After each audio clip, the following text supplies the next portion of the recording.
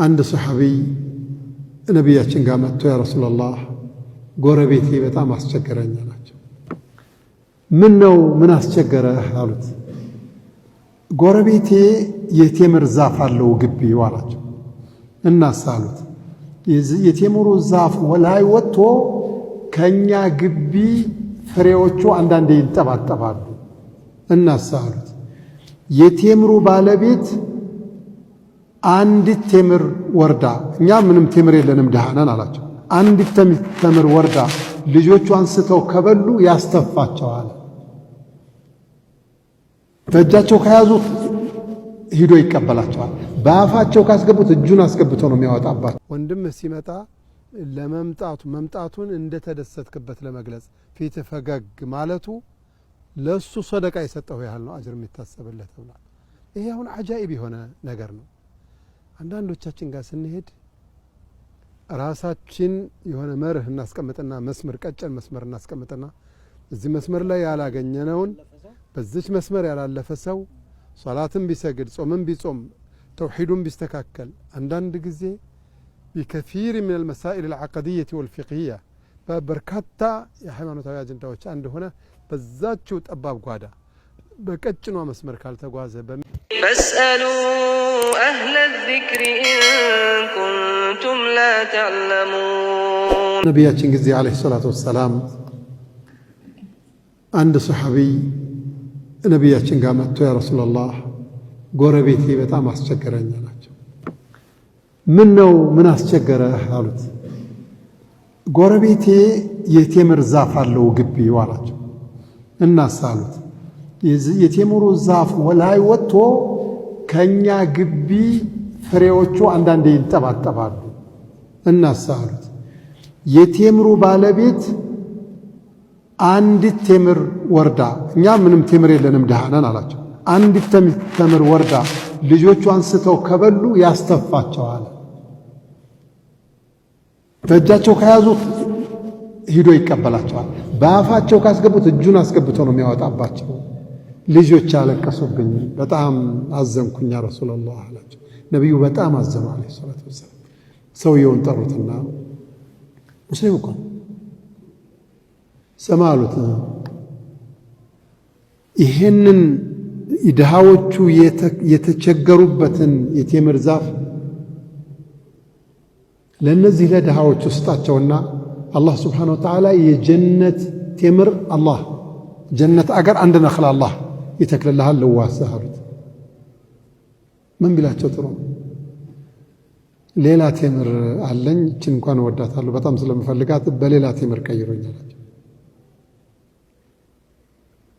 እሳቸው የፈለጉት ያንን ምስኪን ድሃ ብዙ ቤተሰብ ያለውን ድሃ እሱን ሰፖርት ማድረግ ነው የፈለጉት።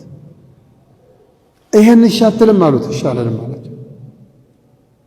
ለካንድ ሰው ሷሐቢ ተከትሎ የሚሉትን ይሰማቸዋል። ረሱል ጥረውት ሄዱ አለይሂ ሰላቱ ወሰላም።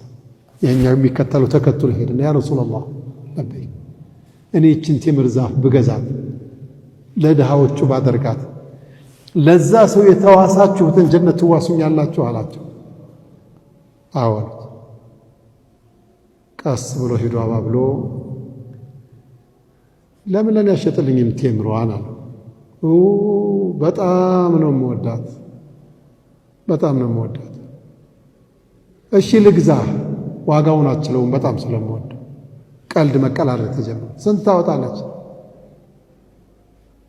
100 ድርሃም ልስጥህ እንዲህ ምናምን እያለ ነው። ኧረ በፍጹም ቀልድ እየቀለደ 40 የቴምር እግር ዛፍ ካልሰጠኝ አልሸጥም አለ። 40 የቴምር ዛፍ ከሰጠሁ ግን ትሸጥልኛለህ? እሸጥልሃለሁ። ትቀልዳለህ እንዴ? አንድ የቴምር ዛፍ ይዘህ የኔን 40 የምትወስደው ከሀገር ገበያ ውጭ በሆነ መልኩ ጤነኛ ነህ?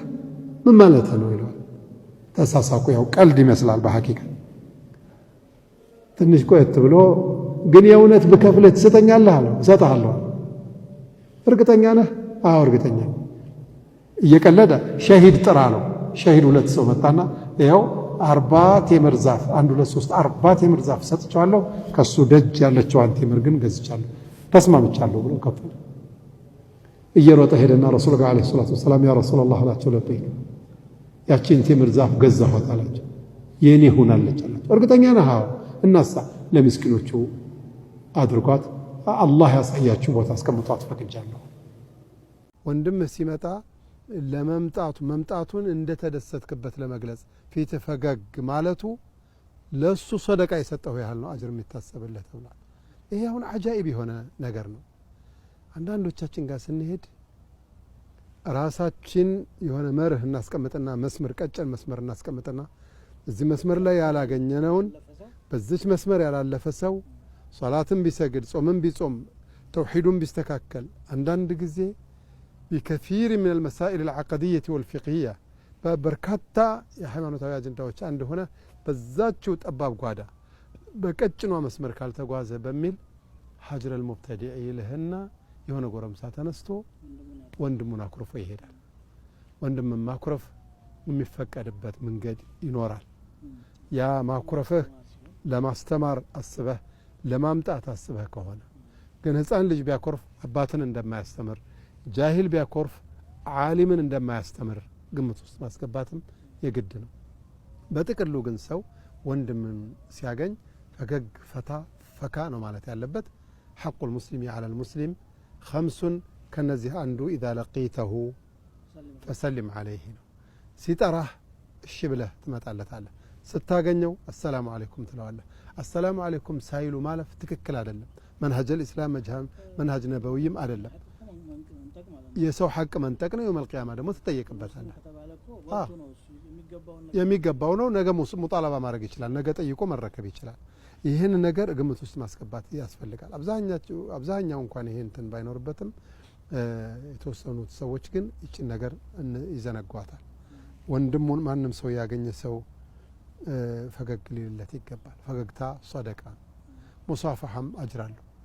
መተቃቀፍም እንደዚሁ ነቢያችን አለይሂ ሰላቱ ወሰላም ሱሐቦቻቸውን ሲያገኟቸው እቅፍ ያደርጓቸውና ፈገግ ይሉላቸው ነበር። የቁሉ አሐዱ ሰሐባ ረዲየላሁ ዐንሁ ማ ረአኒ ረሱሉላሂ ሰለላሁ ዐለይሂ ወሰለም ኢላ ተበሰመ ፊ ወጅሂ፣ እንደው ሁሌ ባዩኝ ቁጥር ፈገግ ይሉልኛል እና ከእኔ የበለጠ የሚወዱት ሰው ያለ እስከማይመስለኝ ድረስ ነው ከልቤ ውስጥ ፍቅራቸውን፣ አክብሮታቸውን፣ አድንቆታቸውን የሚያሳዩኝ ይላል።